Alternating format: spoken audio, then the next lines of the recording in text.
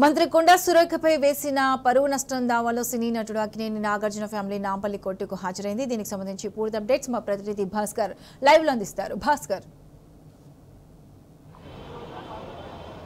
కొద్దిసేపటి క్రితమే అక్కినేని నాగార్జున, అమలతో పాటు నాగ చైతన్య, సుప్రియ, వెంకటేశ్వర్లు కూడా నాంపల్లి మనోరమ కోర్టుకు చేరుకున్నారు. కొండా సురేఖ చేసినటువంటి అనుచిత వ్యాఖ్యలకు సంబంధించి పూర్తిగా ఆమె నిరాధారమైనటువంటి ఆరోపణలు చేయడమే కాకుండా సినీ రంగంలో తమ కుటుంబానికి అత్యంత గౌరవప్రదమైనటువంటి స్థానం ఉంది.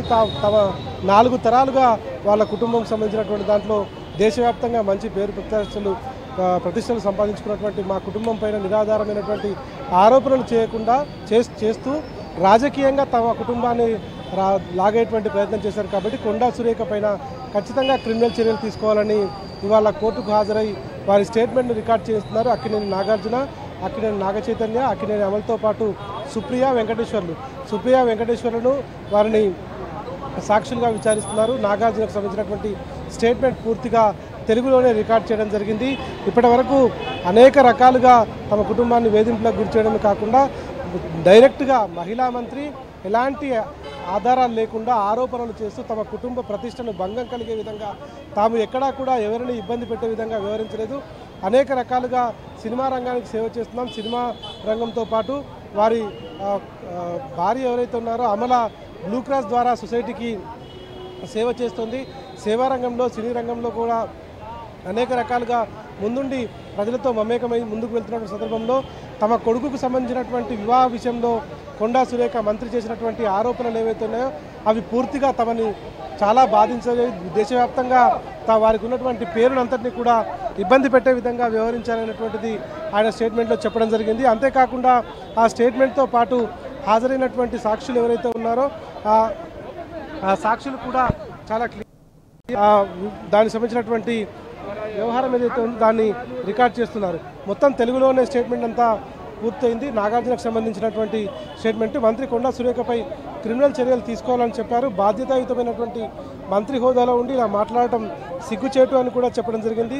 సినీ రంగంలో వారికి ఉన్నటువంటి పేరును రాజకీయాల్లోకి తీసుకొచ్చి వారిని ఇబ్బంది పెట్టే విధంగా వ్యవహరిస్తున్నారు. కాబట్టి బిఎన్ఎస్ యాక్ట్ 356 ప్రకారం మంత్రిపై క్రిమినల్ చర్యలు తీసుకోవాలని నాగార్జున కోరారు. ఇక ఇప్పటికే వారి స్టేట్మెంట్ పూర్తయింది, బయటకు వచ్చారు.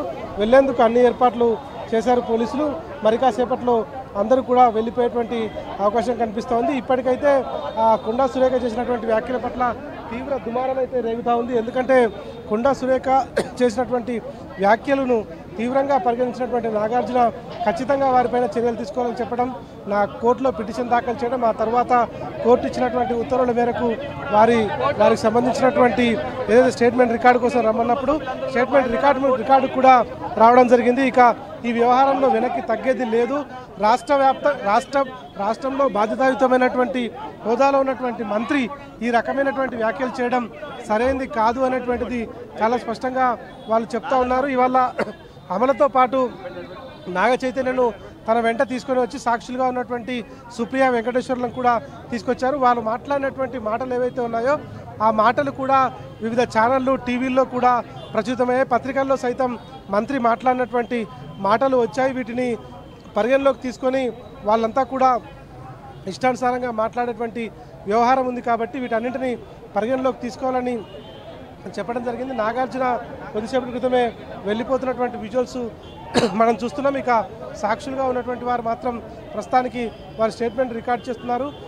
వాళ్ళు మాట్లాడినటువంటి మాటలు ఏవైతే ఉన్నాయో ఆ మాటలు పూర్తిగా చెప్పడమే కాకుండా దీనికి సంబంధించి వాళ్ళు ఏం మాట్లాడారు, ఏం చేశారనేటువంటి మంత్రి మాట్లాడినటువంటి మాటలు పూర్తిగా వివిధ పత్రికల్లో వచ్చినటువంటి దాన్ని కూడా ఈ సందర్భంగా స్టేట్మెంట్ రికార్డ్ చేస్తున్న సందర్భంగా వాళ్ళు చూపించడం జరిగింది. వీటన్నింటినీ జడ్జి ముందు హాజరుపరిచిన తర్వాత జడ్జి దీనికి సంబంధించినటువంటి స్టేట్మెంట్ అంతా రికార్డ్ చేసుకొని పూర్తయిన తర్వాత వాళ్ళందరినీ కూడా పంపిస్తున్నటువంటి పరిస్థితి కనిపిస్తూ ఉంది. ఇక కొండా సురేఖ తాను అనేక రకాలుగా తమ కుటుంబాన్ని ఇబ్బంది పెట్టే విధంగా మాట్లాడింది.